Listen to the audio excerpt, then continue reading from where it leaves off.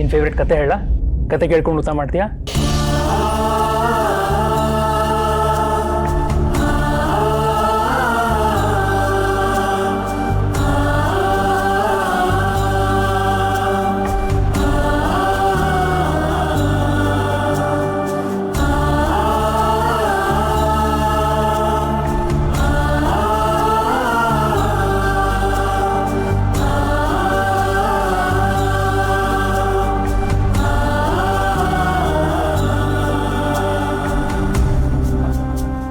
ಅಮ್ಮ ಎಲ್ಲಿ? ಯಾವುದೋ ಚಾರ್ಟಿ ವರ್ಕ್ ಅಂತ ಔಟ್ ಆಫ್ ಸ್ಟೇಷನ್ ಹೋಗಿದ್ದಾರೆ ಶರತು. ಛೇ, ಅಟ್ಲೀಸ್ಟ್ ಅಮ್ಮ ಆದರೂ ಇರಬೇಕಿತ್ತು. ಈತ ನಿಂಗೆ ಏನು ಬೇಕು ಅಂತ ಆದರೂ ಹೇಳಕ್ಕೆ ಟ್ರೈ ಮಾಡು. ಅಟ್ಲೀಸ್ಟ್ ಬೋರ್ಡ್ ಮೇಲೆ ಬರೀ. ಊಟ ಪ್ಲೀಸ್ ಕಂದ, ನೀನು ಹೀಗೆ ಮಲಗಿದ್ರೆ ನಿನಗೇನು ಬೇಕು ಅಂತ ನಮ್ಗೆ ಹೇಗೆ ಗೊತ್ತಾಗುತ್ತೆ ಹೇಳು? ನಿಂಗೆ ಏನು ಬೇಕು ಅಂತ ಗೊತ್ತಾದರೆ ತಾನೇ ನಾವೇನು ಅಂತ ತಂದ್ಕೊಡೋಕ್ಕೆ ಸಾಧ್ಯ. ಹೇಳು ಕಂದ, ನಿಂಗೇನು ಬೇಕು ಹೇಳು, ಅದನ್ನು ನಾನು ತಂದ್ಕೊಡೋದಕ್ಕೆ ಪ್ರಯತ್ನ ಪಡ್ತೀನಿ.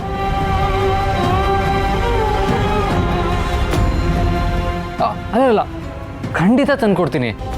ಪ್ಲೀಸ್ ಕಂದ, ಬಾ ಕಂದ, ನಿಂಗೇನು ಬೇಕು ಅಂತ ಬೋರ್ಡ್ ಮೇಲೆ ಬರೀ.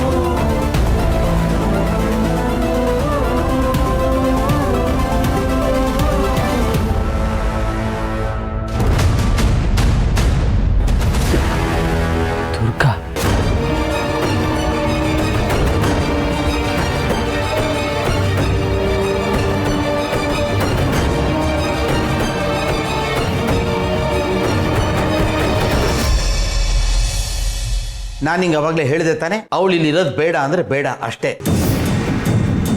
ಅಯ್ಯೋ, ನನ್ನ ಮಗ ಹಸ್ಕೊಂಡು ಮೂರ್ಛೆ ಹೋಗ್ಬಿಡ್ತಾನೆ ಅಷ್ಟೇ. ದುರ್ಗಾ, ನೀನು ಬೇಗ ಹೋಗಿ ಏನಾದರೂ ಅಡುಗೆ ಮಾಡಮ್ಮ. ನಡಿ ನಡಿ. ಸರಿ ಚಿಕ್ಕಮ್ಮ. ಅಮ್ಮ, ನಂಗೇನು ಹೊಟ್ಟೆ ಹಸಿತಿರ್ಲಿಲ್ಲ. ನಿನ್ಗೆ ಹೊಟ್ಟೆ ಹಸಿತಿಲ್ವಾ? ಆದರೆ ನನಗಿಲ್ಲಿ ಹೊಟ್ಟೆ ಉರಿತಿದೆ. ಬಾಯ್ ಬಾಯ್. ದುರ್ಗಂಗೆ ಏನು ಹೇಳಲ್ಲ ಅಂತ ಗಣಪನ ತಲೆ ಮೇಲೆ ಕೈ ಇಟ್ಟು ಆಣೆ ಮಾಡಿ. ತಲೆ ಕೆಟ್ಟಿದ್ಯಾ ನಿನಗೆ? ನೀನೇ ಹೋಗಿ ಯಾತಿಕೊಳನ್ನ ಕರ್ಕೊಂಡ್ಬಂದಿದ್ಯಾ ಅನ್ನೋದನ್ನು ನಾನು ದುರ್ಗಂಗೆ ಹೇಳ್ತೀನಿ.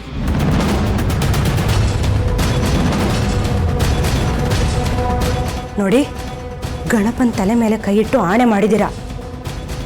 ದುರ್ಗಂಗೆ ನೀವು ಏನೂ ಹೇಳಬಾರ್ದು ಅಂದರೆ ಹೇಳಬಾರ್ದು ಅಷ್ಟೇ.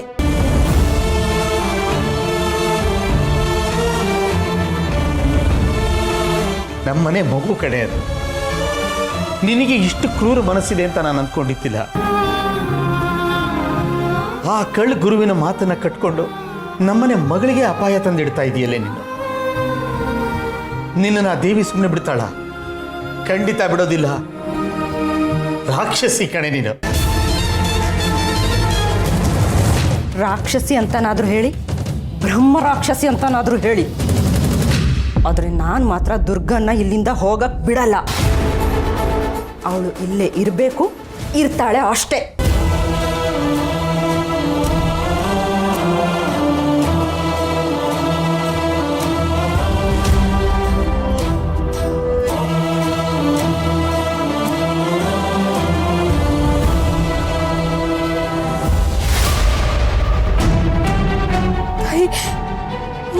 ಏನಾಗ್ತದೆ ನನಗೆ? ನನ್ನ ಇಲ್ಲಿಂದ ಬಿಡುಗಡೆ ಮಾಡು. ಅಲ್ಲಿ ದುರ್ಗಂಗೆ ನನ್ನ ಅವಶ್ಯಕತೆ ಇರುತ್ತೆ. ನಾನು ಅಲ್ಲಿಗೆ ಹೋಗಬೇಕು ತಾಯಿ, ಹೋಗಲೇಬೇಕು.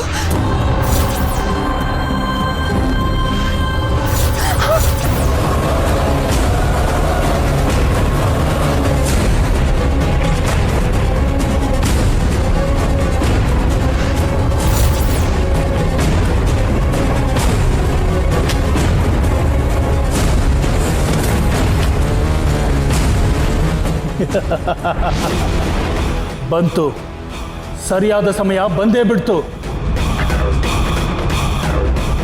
ಮಂಡಲ ಈಗ ಶಕ್ತಿಶಾಲಿಯಾಗುತ್ತೆ. ನಮಗೆ ತೊಂದರೆ ಕೊಡ್ತಿರುವಂಥ ಶಕ್ತಿನ ಸರ್ವನಾಶ ಮಾಡೋ ಕಾಲ ಬಂದೇ ಬಿಡ್ತು.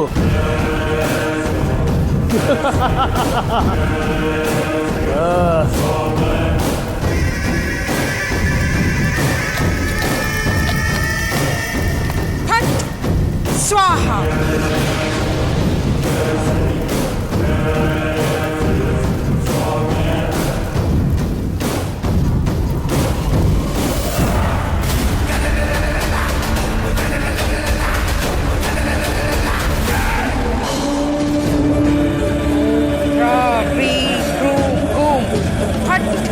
स्वाहा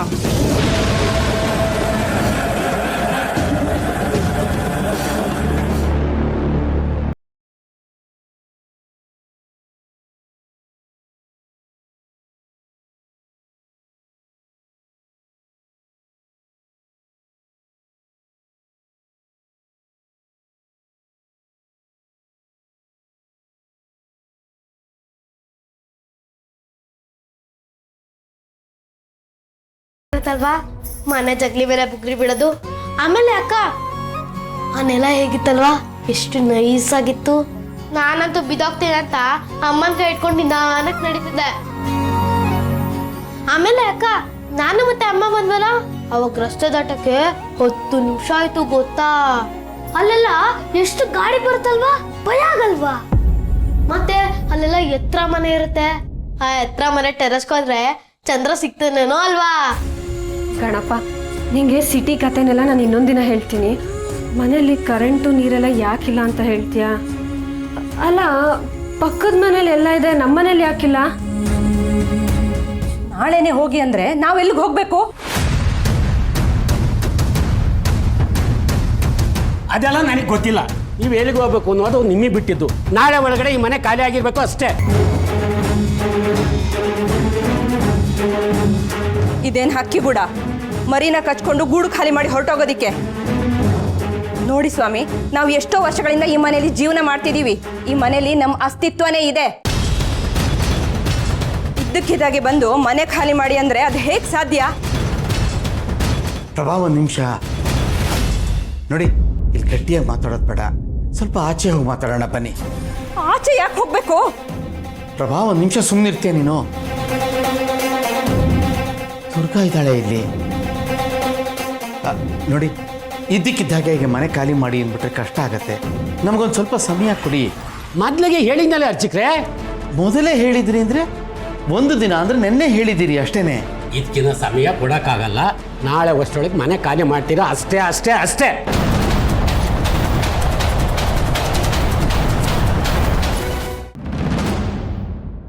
ಪುಟ್ಟ, ನೀನು ದುರ್ಗಾ ಬೇಕಾ?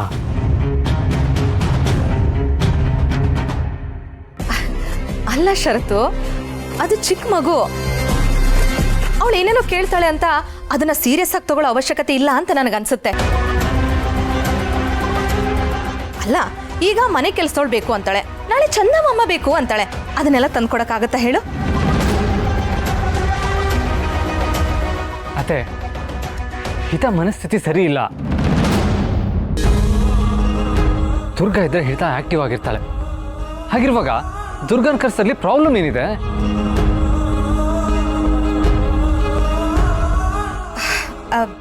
ಹಾಗಲ್ಲ ಶರತ್ತು, ಇಷ್ಟು ದಿನ ನಾ ದುರ್ಗಾನೇ ಇದ್ಲಾ? ನಾವೆಲ್ಲರೂ ಸೇರ್ಕೊಂಡು ನಿಭಾಯಿಸ್ತಾ ಇರ್ಲಿಲ್ವಾ ಹೇಳು? ಅಲ್ಲ, ಈಗಲೂ ಯಾಕೆ ಕೆಲಸದವಳ ಮೇಲೆ ಡಿಪೆಂಡ್ ಆಗಿರ್ಬೇಕು ಅಂತ. ಒಂದು ಕೆಲಸ ಮಾಡೋಣ, ನಾನು ಮಾಯಿಂಗ್ ಫೋನ್ ಮಾಡ್ತೀನಿ, ಆಗ ಹಿತ ತಂತಾನೆ ಸರಿ ಹೋಗ್ತಾಳೆ. ಅತ್ತೆ, ಹಿತ ಕೇಳ್ತಾ ಇರೋದು ಮಾಯನಲ್ಲ, ದುರ್ಗಾನ. ಕಟ್.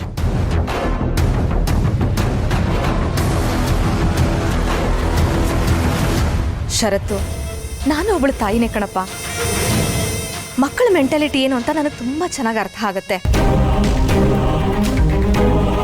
ಆ ದುರ್ಗಾ ನಮ್ಮ ಹಿತ ಹೇಳಿದಾಗ ಆಟ ಆಡಿಸ್ಕೊಂಡು ಇವಳು ಹೇಳಿದಾಗೆಲ್ಲ ಕುಣ್ಕೊಂಡಿದ್ಲು. ಅದಕ್ಕೆ ಈಗ ಅವಳೇ ಬೇಕು ಅಂತ ಇವಳು ಹಠ ಮಾಡ್ತಾ ಇರೋದು. ನೋಡು ಹಿತ, ದುರ್ಗಾ ವಾಪಸ್ ಊರಿಗೆ ಹೋಗಿದ್ದಾಗಿದೆ. ನೀನ್ ಬೇಕೇ ಬೇಕು ಅಂದ ತಕ್ಷಣ ಪ್ರತ್ಯಕ್ಷ ಆಗಕ್ಕೆ ಅವಳೇನು ಸೂಪರ್ ವುಮೆನ್ ಅಲ್ಲ. ಅವಳಿಗೆ ಬರಲ್ಲ. ನೀನ್ ಹಠ ಮಾಡದೆ ಊಟ ಮಾಡಿ ಸುಮ್ಮನೆ ಮಲ್ಕೋ. ಅವಳಿಲ್ಲಿಗೆ ಬರಲ್ಲ ಅಂದ್ರೆ ಬರಲ್ಲ ಅಷ್ಟೇ.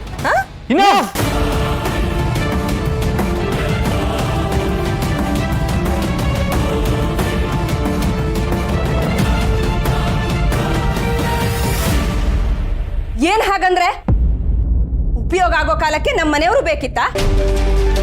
ದೇವಸ್ಥಾನ ಪೂಜೆ ಅಂತ ಎಡು ಬಿದ್ರೆ ನಮ್ಮನೆಗೆ ಬರ್ತಿದ್ರಿ. ಈಗ ನಾವು ಈ ಮನೆ ಖಾಲಿ ಮಾಡ್ಕೊಂಡು ಹೋಗ್ಬೇಕಾ? ನೋಡಿ, ನಾವು ಈ ಮನೆ ಬಿಟ್ಟು ಎಲ್ಲೂ ಹೋಗಲ್ಲ. ಈ ಮನೆಯಿಂದ ಆಚೆ ಹೋಗ್ಬೇಕಾಗಿರೋದು ನೀವು. ನಡೀರಿ ನಡೀರಿ ನಡೀರಿ. ಪ್ರಭಾ, ಒಂದು ನಿಮಿಷ. ಕೈ ಕೆಳಗಿಳಿಸು. ಏನ್ ಮಾಡ್ತಾ ಇದೀಯ ನೀನು? ದೇವರು ನಮಗೆ ಬಾಯಿ ಕೊಟ್ಟಿದ್ದಾನೆ, ಮಾತಾಡಿ ಪರಿಹಾರ ಮಾಡ್ಕೊಳ್ಳೋಣ. ಕೈ ಎತ್ತೋದು ನಮ್ಮ ಸಂಸ್ಕಾರ ಅಲ್ಲ. ಸಂಸ್ಕಾರ ಅಂತೆ ಸಂಸ್ಕಾರ. ಊರೆಲ್ಲ ಸುಡ್ತಿದ್ರು, ಅಲ್ಲೊಬ್ಬ ಕೂತ್ಕೊಂಡು ಪಿಟೀಲು ಓಡಿಸ್ತಿದ್ನಂತೆ, ಪಿಟೀಲು. ಹಾಗಾಯ್ತು ನಿಮ್ ಕತೆ. ನಮ್ಮ ಮನೆ ಕೈ ತೊಪ್ಪು ಹೋಗ್ತಾ ಇದ್ರು, ನಿಮ್ಗೆ ಸಂಸ್ಕಾರದ ಯೋಚನೆ. ನಡೀರಿ ಇಲ್ಲಿಂದ. ಚಿಕ್ಕಮ್ಮ ಚಿಕ್ಕಮ್ಮ ಸಮಾಧಾನ ಮಾಡ್ಕೊಳ್ಳಿ ಚಿಕ್ಕಮ್ಮ. ಏನೇ ಸಮಾಧಾನ ಮಾಡ್ಕೊಳ್ಳೋದು? ಎಲ್ಲ ನಿನ್ನಿಂದಾನೆ ಕಣೆ ಆಗಿದ್ದು. ಮಾಡೋದೆಲ್ಲ ಮಾಡ್ಬಿಟ್ಟು ಈಗ ನನಗೆ ಸಮಾಧಾನ ಮಾಡಕ್ ಬರ್ತಾಳೆ. ಚಿಕ್ಕಮ್ಮ, ಇಲ್ಲೇನು ನಡೀತಿದೆ ಅಂತ ನನಗೆ ಅರ್ಥ ಆಗ್ತಿಲ್ಲ. ಆದರೆ 5 ನಿಮಿಷ ಸಮಯ ಕೊಡಿ, ನಾನು ಎಲ್ಲ ಸರಿ ಮಾಡ್ತೀನಿ. ನೀನೇನೆ ಸರಿ ಮಾಡ್ತೀಯಾ? ನೀನೇನು ಸರಿ ಮಾಡಲ್ಲ, ಇನ್ನೂ ಎಲ್ಲ ಹಾಳು ಮಾಡ್ತೀಯಾ ಅಷ್ಟೇ. ನಡೀರಿ. ಚಿಕ್ಕಮ್ಮ, ಅಣ್ಣ 5 ನಿಮಿಷ ಬನ್ನಿ ಅಣ್ಣ, ನಿಮ್ಮ ಹತ್ರ ಮಾತಾಡಬೇಕು. ಬನ್ನಿ ಅಣ್ಣ.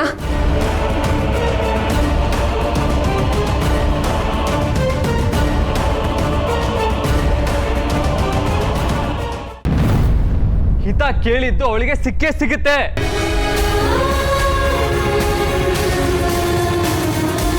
ಅವಳು ಚಂದ್ರನ್ ತೋರಿಸಿ ಇದು ಬೇಕು ಅಂತ ಹೇಳಿದ್ರೆ ನಾನು ಅದನ್ನು ತಂದು ಕೊಡ್ತೀನಿ. ನಕ್ಷತ್ರ ಬೇಕು ಅಂದ್ರೆ ಅದನ್ನು ತಂದು ಕೊಡ್ತೀನಿ. ಅವಳು ನನ್ನ ಮಗಳು. ಅವಳಿಗೋಸ್ಕರ ದುರ್ಗನ ಕರ್ಸೋದು ದೊಡ್ಡ ವಿಷಯ ಅಲ್ಲ ನನಗೆ.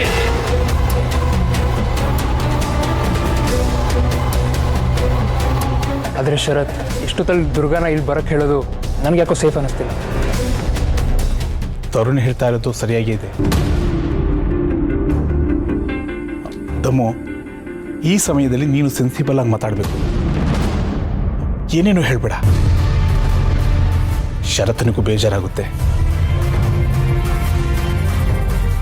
ಶರತ, ನೀನು ಅಷ್ಟೇ ಕಣೋ, ತಾಳ್ಮೆ ಕಳ್ಕೊಬೇಡ.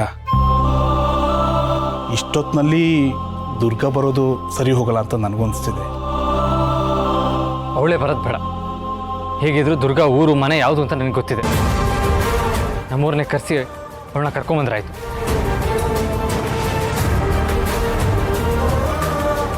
ಅಲ್ಲ ಶರತು, ಆ ದುರ್ಗನ್ ಮನೇಲಿ ಏನ್ ಪ್ರಾಬ್ಲಮ್ ಆಗಿದೆಯೋ ಏನೋ. ಅವ್ರ ಚಿಕ್ಕಮ್ಮಗಳು ಅಂತ ಅಳ್ತಾನೆ ಇದ್ಲಪ್ಪ. ಅಲ್ಲ, ಈಗ ಅವಳು ಏನಾದ್ರೂ ವಾಪಸ್ ಬರಲ್ಲ ಅಂತಂದ್ರೆ ಏನ್ ಮಾಡೋದು? ಹಿತನ ಆರೋಗ್ಯ ಎಲ್ಲದಕ್ಕಿಂತ ಇಂಪಾರ್ಟೆಂಟ್. ನಾವು ಲೇಟ್ ಮಾಡ್ಬೋದು. ಶರತ್, ಇವಾಗಲೇ ಹಿತನ್ ಕರ್ಕೊಂಡು ದುರ್ಗಾಪುರಕ್ಕೆ ಹೊರಡು.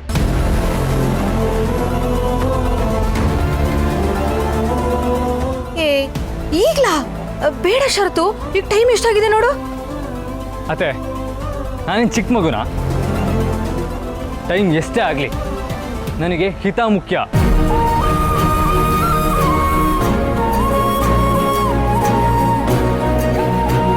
ಕಂದ, ದುರ್ಗಾನ ಕರ್ಕೊಂಬರೋದಕ್ಕೆ ನಾನು ಹೋಗ್ತೀನಿ. ನೀನು ದುರ್ಗಾ ಬೇಕು ಅಲ್ವಾ? ನೀನು ನನ್ನ ಜೊತೆ ಬರ್ತೀಯಾ?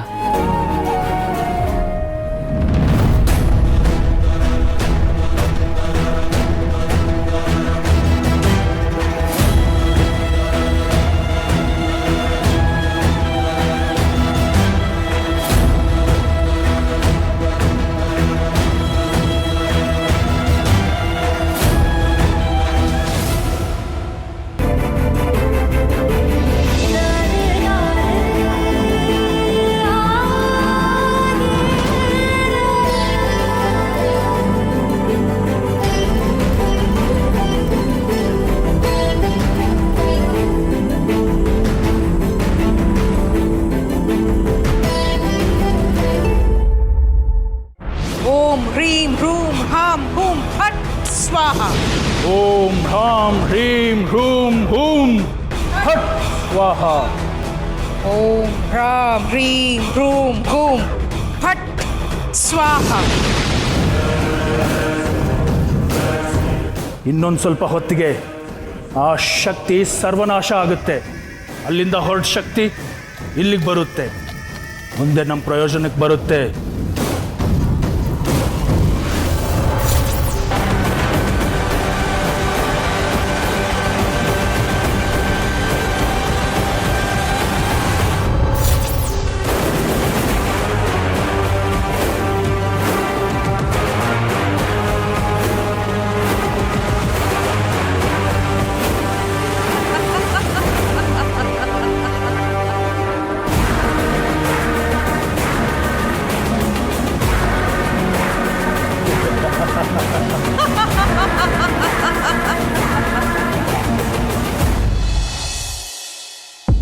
ನಾಗಣ್ಣ, ನಿಮ್ಮನ್ನ ನಾನು ಚಿಕ್ಕ ವಯಸ್ಸಿಂದನೂ ನೋಡಿದ್ದೀನಿ.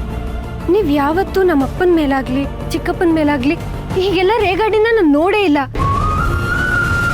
ಏನಾಯ್ತು? ನಾನು ಏನು ಮಾಡಲಿ ದುರ್ಗಾ, ಇದು ಕಮಿಟಿ ನಿರ್ಧಾರ.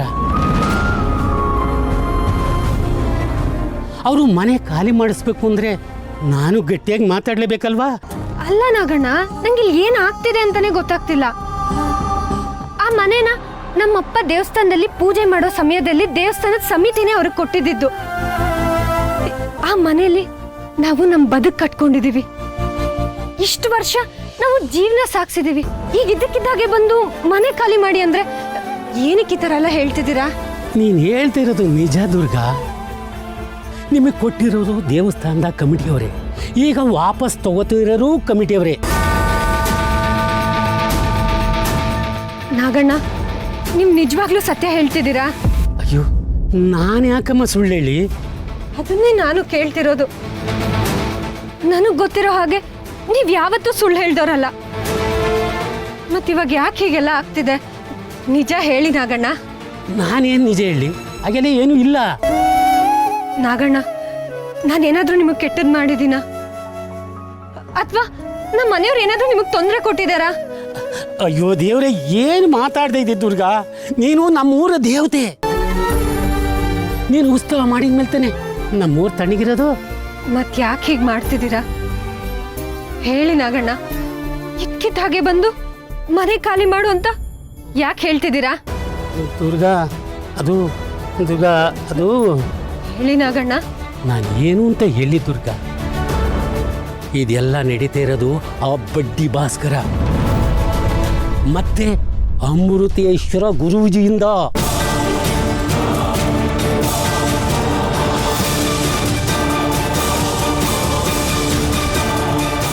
ಏನ್ ಹೇಳ್ತಿದ್ದೀರಾ ನೀವು? ಹೌದಮ್ಮ, ಇಡೀ ನಿಮ್ಮ ಕುಟುಂಬನ ಮನೆಯಿಂದ ಹೊರಗಾಕಕ್ಕೆ ಕಮಿಟಿಗೆ ಬೆದರಿಕೆ ಹಾಕಿದ್ದಾರೆ. ಅವ್ರಿಗೆ ನಿನ್ನ ಮೇಲೆ ಕೋಪ ಇನ್ನೂ ಕಮ್ಮಿ ಆಗಿಲ್ಲ. ಅಯ್ಯೋ, ನನ್ನಿಂದ ನಮ್ಮ ಚಿಕ್ಕಪ್ಪ ಚಿಕ್ಕಮ್ಮಂಗೆ ತೊಂದರೆ ಆಗ್ತಿದ್ಯಾ? ಅಯ್ಯೋ, ಇಷ್ಟೇ ಅಲ್ಲ ದುರ್ಗಾ, ನಿಮ್ಮ ಮನೆಗೆ ಕರೆಂಟು ನೀರು ಯಾವ ಸೌಲಭ್ಯನೂ ಸಿಗಬಾರ್ದು ಆ ರೀತಿ ಮಾಡಿದ್ದಾರೆ. ನಿಮ್ಮ ಮನೆಗೆ ದಿನಸಿನೂ ಮಾರಾಟ ಮಾಡಬಾರ್ದು, ಊರೊಳಗಿರೋ ಅಂಗಡಿಗೆಲ್ಲ ಹೇಳಿದ್ದಾರೆ. ಇನ್ನೊಂದು ಸ್ವಲ್ಪ ದಿನಕ್ಕೆ ಅವ್ರ ಹತ್ರ ಯಾರು ಮಾತಾಡಬೇಡಿ, ಮನನೂ ಕಿತ್ಕೊಂಡು ಅವ್ರನ್ನ ಗಡಿಪಾರು ಮಾಡುವಂತಲೂ ಹೇಳ್ಬೋದು.